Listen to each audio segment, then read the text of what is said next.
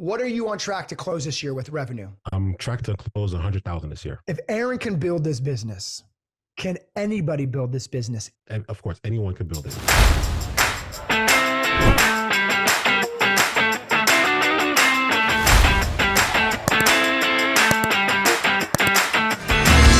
Episode of On the Road, but this time we were signing agent Arron out in New Jersey. How you doing today, man? I'm good, Mark. How are you? I'm doing so good. Let's just inspire people right out of the gate. What are you on track to make this year? We're almost done with 2023. Interest rates are at 8%. What are you on track to close this year with revenue? I'm tracked to close 100,000 this year. 100,000. We're in the beginning of November. How much money have you made since for the entire 2023 going up to November 1st? So far, I'm at around 85,000. $85,000 in the first 10 months. When I repeat that number back to you, man, $85,000 in 10 months, how does that make you feel? It makes me feel great. It makes me feel that sky's the limit, honestly. I love it. Sky's the limit. It's because it's really about momentum, creating momentum. Like, you've been a loan signing system student now for about 3 years. What I love about your story, and I don't want to take your thunder away, but you were a realtor, and everyone thinks being a realtor is so sexy and glamorous, like, oh, I'm a realtor. But that wasn't the case for you. So take us back to 2020. And frankly, 2020 was kind of the realtor boom, right? It was the COVID boom. But again, it wasn't as glamorous and really kind of put your family in a very dire situation. So why don't you talk about that? Because I think that led up to you making the decision to be a signing agent. But talk about being a realtor. I mean, being a realtor, obviously, when you see Selling New York or selling all these shows on HGTV, you think that, man, this is so easy. I could just go in, I could sell a property, make 20, 30,000, and I'm living a life. I'm going to go get a Lamborghini and I'm sailing in the sunset with the top down. But Right. that's not always the case. I mean, you make great money as a real estate agent, but it doesn't come as frequently as you think it is. And that was my case. I mean, obviously I can't speak for everyone, but in my case, I made a good check, and it won't be 3 to 6 months later until I want to see the next check. So the check that I got, I was just paying all the credit cards that I maxed out and everything like that. So that put a lot of stress on, obviously, my family, my wife and kids, with a lot of anxiety, not knowing when the next check is coming in. And it just caused a lot of headaches. So it's not necessarily as pretty as you may think it is. You were explaining to me earlier that, I would help someone try to find a home for like 4 months. Then all of a sudden their cousin became a realtor and they just abandoned me. Talk about that a little bit, because I don't think people see that side of the business either, because you have a lot of money going out. And then they have the right to leave you whenever they want. Talk about that. Because like you said, you're on this massive treadmill of credit card, paid off, credit card debt, paid off, credit card debt, paid off. So explain to people how that is. Right. It's definitely a vicious cycle. So you get a check and you have to pay off any debts that you've accrued. So you would take a buyer out and show them 10, 20 homes for a period of 3 to 6 months or however long it takes. And at the end, when you get close to closing, they could get cold feet, they could quit, they don't want to buy the house anymore. Life happens where they change their mind, or, all of a sudden their cousin from another side of the family is all of a sudden a real estate agent, and they want to go with that agent to close on the house. So a lot of those heartbreaks happen in being a realtor, and unfortunately, I was the case. I could tell that story over and over again for my specific case. Yeah, I mean, it's funny. I tell anyone who'll listen is, being a realtor is tough because you're always hunting. And you're always hunting, and then you're trying to get that prey. Then once you close a house, sell a house, the buyer buys a house, you got to go back on that treadmill again. You got to go put out the money to get the buyer, go drive them around, waste all that gas. But in our business, we're farmers. Once you get that relationship, it just pays you over and over. We'll get to that part of the business in a moment. Let's talk about this treadmill, because I don't think you're alone, right? You're the head of the household. You got a wife, you got a child, and you're maxing out the credit card because you're not only trying to pay for expenses to market a home you're selling, but you got to put food in the table, and it's that vicious cycle. So how did you feel as the head of the household that you're just on this treadmill and you couldn't get ahead, and putting your wife in that position, and talk through those feelings if it's okay? Oh yeah, it's definitely okay. I put my wife through a lot. She was working and she was stressed about the bills, knowing that she didn't know when I was going to get another check that was coming in. So it put us in a very awkward position where we had to lean on other family members. And me, I'm a private guy. I really don't like to let others know about what's going on with me, especially financially. But there was times where we had no choice, where we had to lean on on family members to borrow money or to help us out with expenses.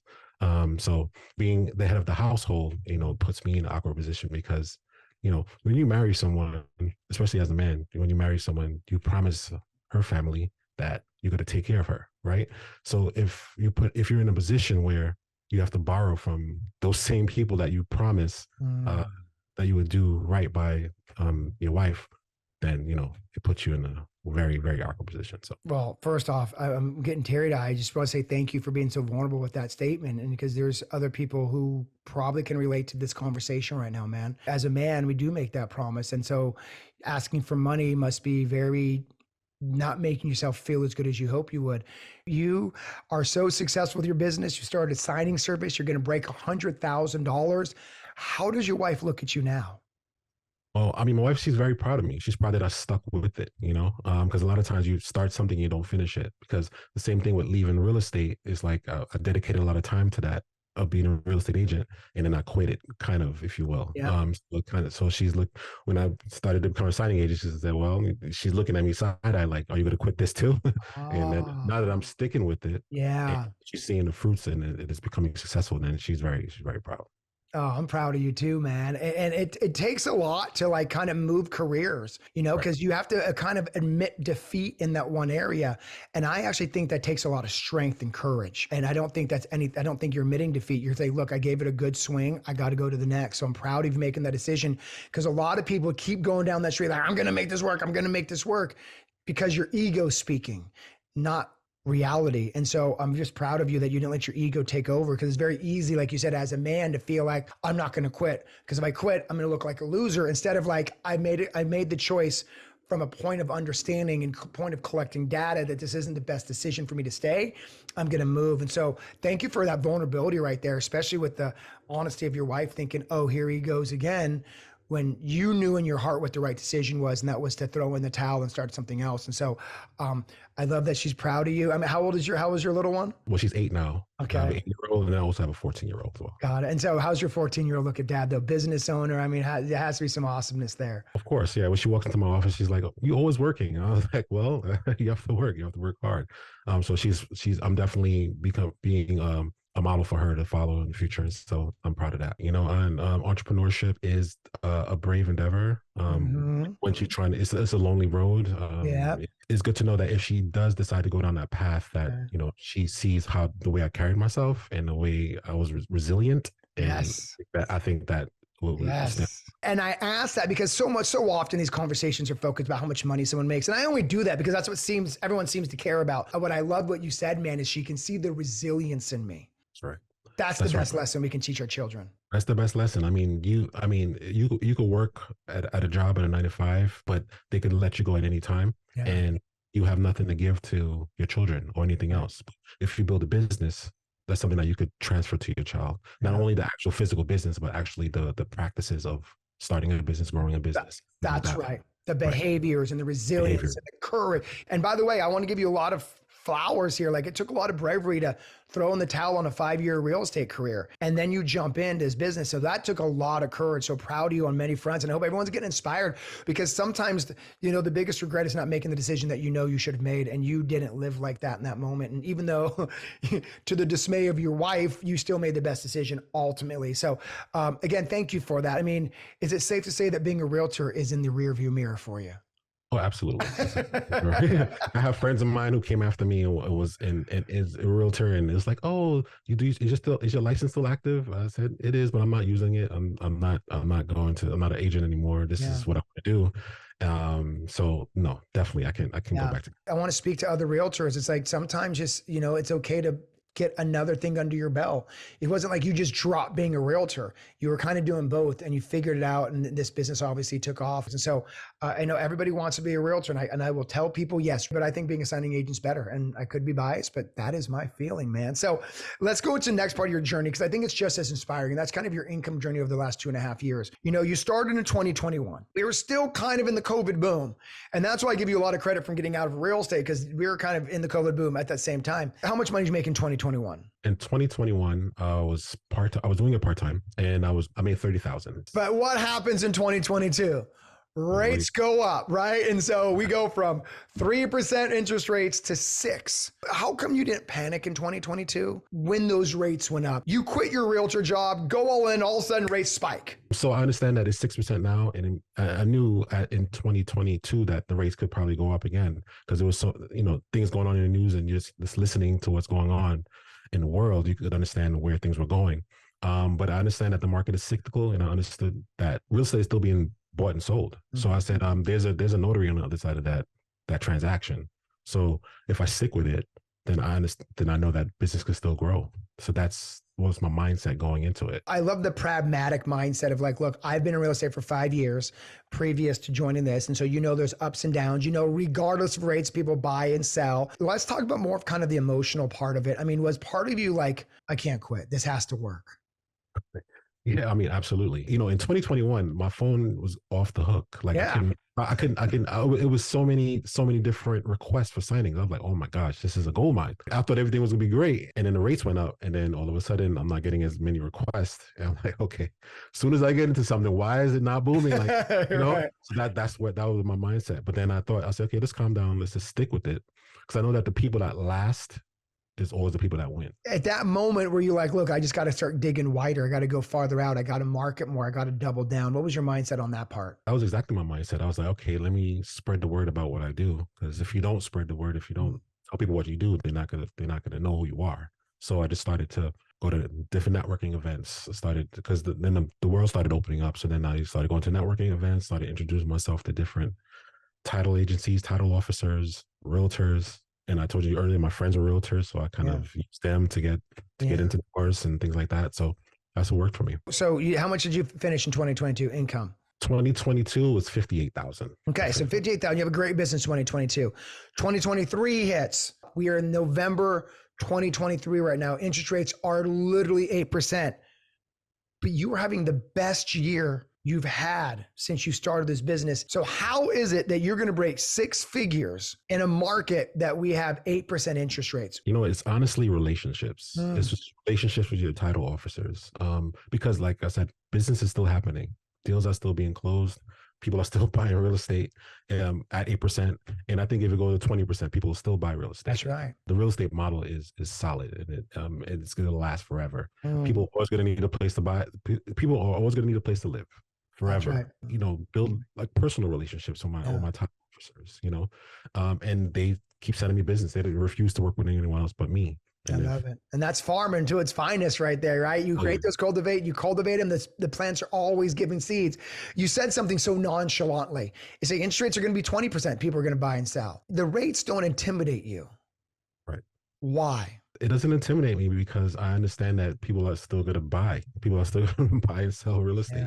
Yeah. It doesn't matter. The rate doesn't matter. It doesn't matter. And that's been my mindset going in. Is another reason that you don't flinch is because your work ethic? I would say yes. I would say I know my work ethic. I know I'm going to work hard. And I also know that the relationships that I've built so far are solid. Yeah. So I don't have to worry about like losing a customer unless they go out of business. I mean, I can't control that. Right. If as long as my clients are in business, they're going to use me. Again, it's a pragmatic approach to this industry. If that interest rate is 20%, people are still buying. If someone said to you, Arron, the market is slow, what would you tell them? Transactions are still happening. People are still buying and selling. I'm busy. I still turn down signings. So it's still a busy market. I love it. I mean, look, it's 2023, 8% interest rates. You're launching a signing service. Quick plug to the signing service. What's it called? It's called, you can see it's called 24/7 closers. 24/7 closers. He hires loan signing system students. First and foremost, make sure you sign up. But again, you started the signing service when everyone on the internet, when the keyboard warriors are like, oh, it's not a good time. Like you're like, I have so much business. I'm turning it down. I have so much business. I need to hire other notaries to fill it. And that's what I want people to be inspired by. Like if you ask Arron if it's slow, he's going to tell you no, people are still buying and selling. And he is in New Jersey. He's not in the middle of Miami or Dallas or San Francisco or Los Angeles.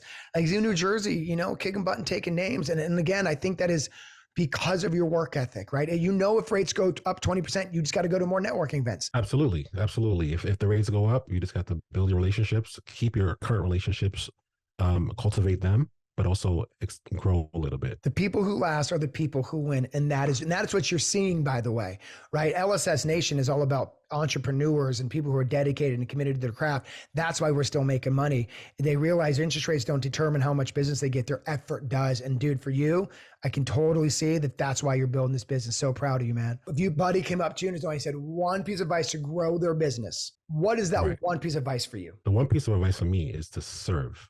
You lead with serving.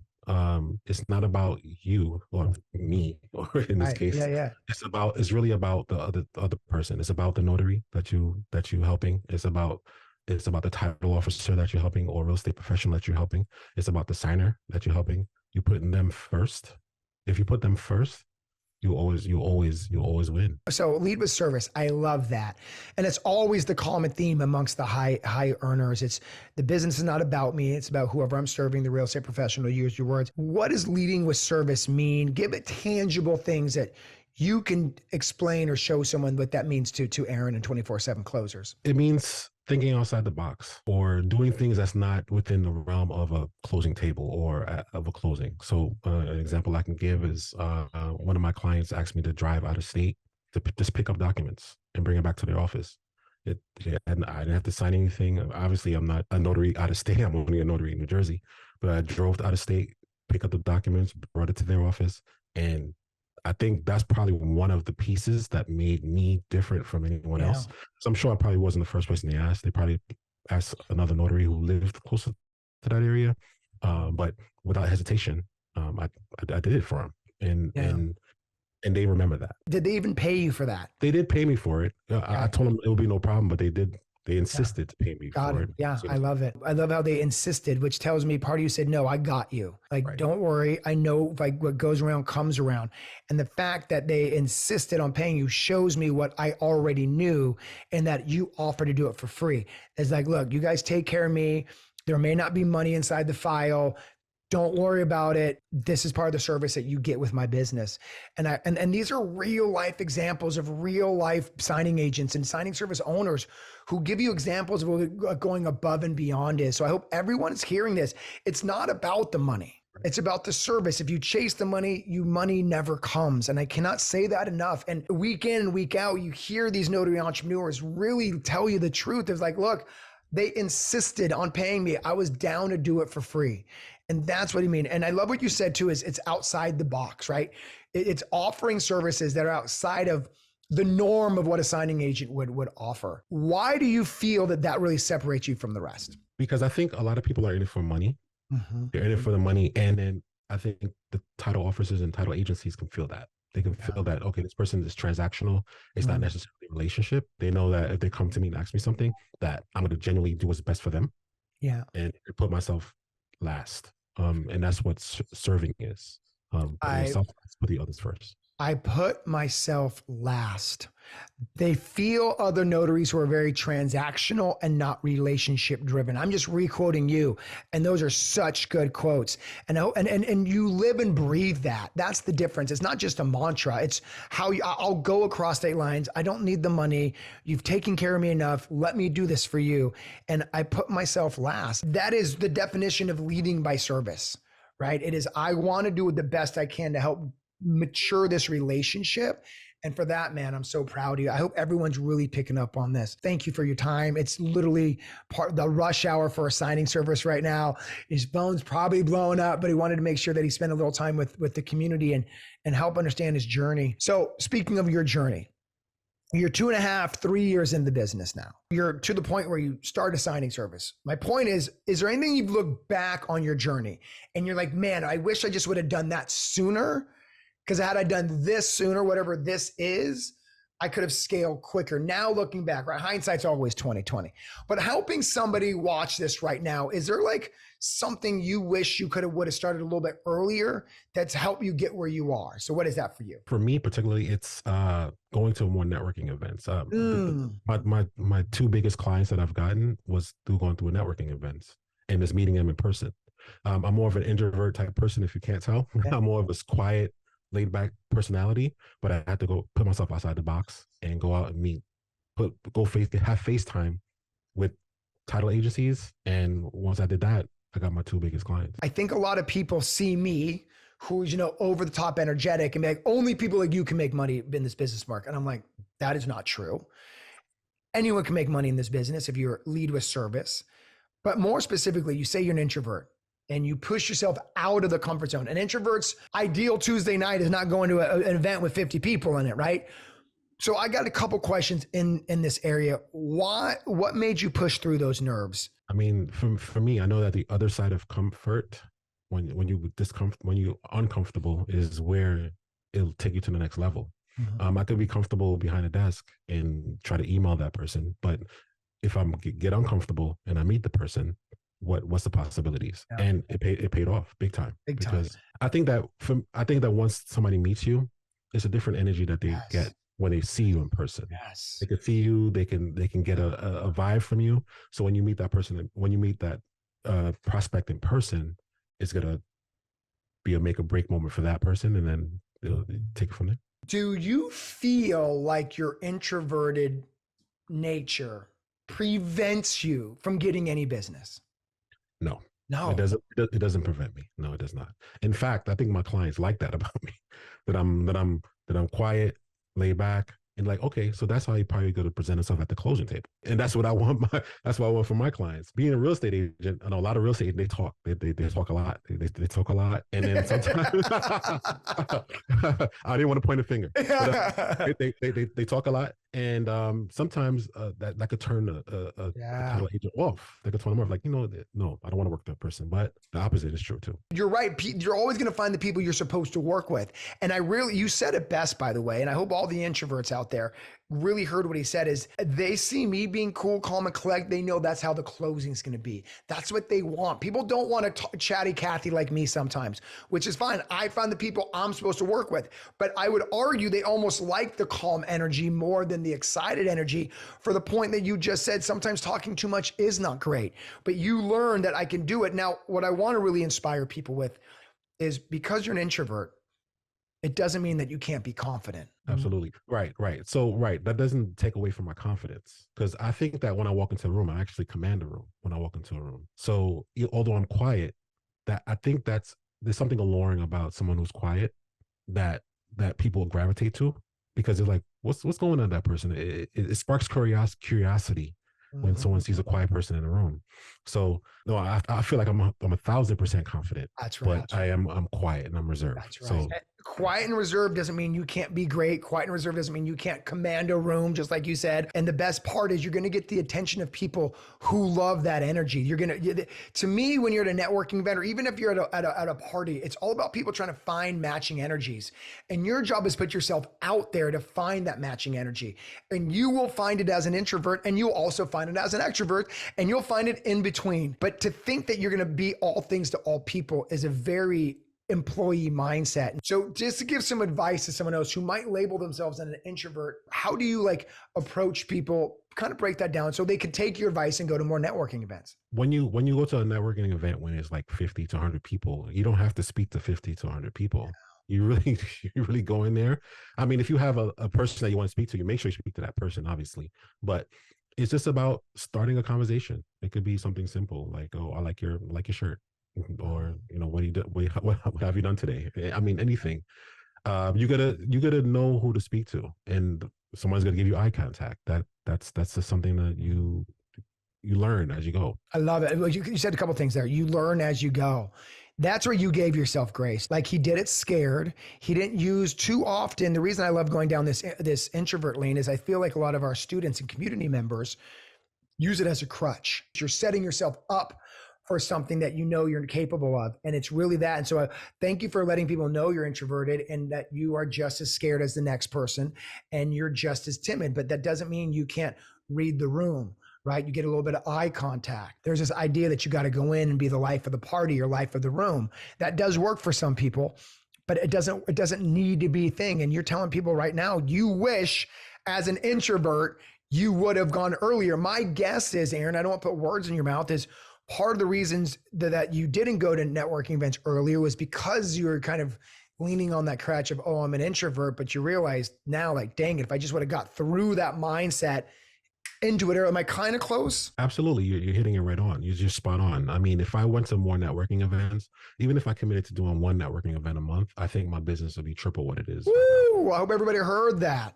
And Right. again, and I appreciate the vulnerability of identifying that, I wish I would have got out of my own way a little bit earlier to help someone else watching this that they just need to get out of their own way. And again, why networking events are so great is like you're an introvert. Maybe you don't love to go into title offices cold. A real estate networking event is a warm way to make make those contacts. And so you don't need to see this business so myopic. Like, I don't like talking to people cold. Okay, cool. Then go to a networking event, right? What I loved about you is you leaned on your warm network as well. We all have a version of a warm network. And so you really utilize what I would say is introverts' best skill. And that's just kind of connecting people one-on-one. If you can do that, lean into that, you can make this whatever you want. So, then thank you for this right turn on the conversation. But I think people need to hear more that introverts are building massive businesses. Absolutely. Absolutely. I mean, it's really no excuse. I mean, if you're an introvert, you can still just go out there and just push yourself to just meet one person. Just push That's it. yourself. Just push yourself. That's all. When the why is big, the how is easy. Like this kind of had to work for you. You know what I mean? And so I hope everyone hears that. Like you got to put your why front and center. Like he knew this had to work for his family. He told us that he felt less than when he was going through those the treadmill of credit card and paying it off. And of course, so I love this conversation, man. Let me kind of wrap up with a few thoughts and questions. And thank you again for your time today. If Arron can build this business, can anybody build this business and why? If I could build a business, and of course anyone could build it, because I mean I was in a tough spot. I was in a tough spot with my family. Didn't know what to do next, and I found that being a signing agent was the way to go. I mean, I'm kind of lost for words to build that question. But if I could build a business, anyone could build it, because I'm an introvert. I have a family that takes up a lot of my time, and that requires a lot of attention, and I'm still able to push forward and go out there, meet new people, meet clients, and service their needs, and that's how I'm winning in this business. I love it. It's funny, man. When you were kind of searching for your words, I saw a sigh that I felt almost just was like releasing the heaviness of where you were 3 years ago, and it was almost you reliving that down moment and inspiring people. If I was that down and I am now here, you can do it too. Like that's kind of the words I got without you saying a word. Was I kind of close? No, you're spot on. I mean, if I can go that low, and I am where I am today, knowing that I'm just scratching the surface. Sky's the limit. And I felt like that's one of the best. That is the best decision I've ever made in my career, honestly. I'm proud of you, man. But I love these interviews. I get to know you even better, and knowing where you came from. And I hate to say this, but I kind of love that you were a realtor, because everyone wants to be a realtor. I'm like, no, be a signing agent. That's where the true freedom is, right? I mean, like you said, when you're a real estate agent, you're on the tread. Even if you're a successful real estate agent, you're still on the, once someone buys a house, once someone sells it, you got to keep going and hunting. You got to keep hunting. In our business, you can really, like, I haven't touched my signing service for 8 years and it's still functioning. And it's really what I believe is the best part of this business. And so, like you said it best, dude, you're just scratching the surface, like literally. I mean, we are going to hit a refinance boom. There is zero doubt. I don't know when it is. It might be next month or next year, but we're going to hit it. And when it happens, you're going to have the net created to just build this thing to 500 grand. And then people are going to come after you about referrals, and you're going to be ready. Don't let anybody tell you can't build a business in 2024. Absolutely. So proud of you, man. And please keep doing what you're doing. And I promise you, you have a 7-figure business ahead of you. 7 figures, not 6. Oh yeah. 7 figures. Let's go. Your demeanor is so confident. You admittedly are introverted. You're admittedly quiet, but man, that doesn't mean you can't be confident and you can't believe in yourself. I feel it in you that you're destined for greatness. And that's a beautiful place to be, man. And it sounds like you weren't there 3 years ago, but you were there today. Absolutely. I mean, I know what's for me is for me, and I'm looking forward to seeing what's to come. And I'm just moving by faith and knowing that I'm excited. I mean, I know that there's clients out there that's waiting for me, and I have to prepare myself to be ready for that client. Right. So I have to become then I could attract who needs to be for me, and then I could be able to serve that person. So become, attract, and then serve. That's been my motto, and that's my motto going forward. Become, attract, and serve. You got to become the person that they're gonna want. And then that's going to attract them. And once they're attracted, you serve, create a relationship, it's over. I got like 3 t-shirts I got to make after this video, man. There's so many good ones. No charge. All right, brother. Well, give your family my best, dude. Congratulations on your success. And I know it, you know it. This is just the beginning of forever. Good work. Congratulations. And let's go, man. Thanks, Mark. Keep inspiring. All right. Bye. All right. Peace.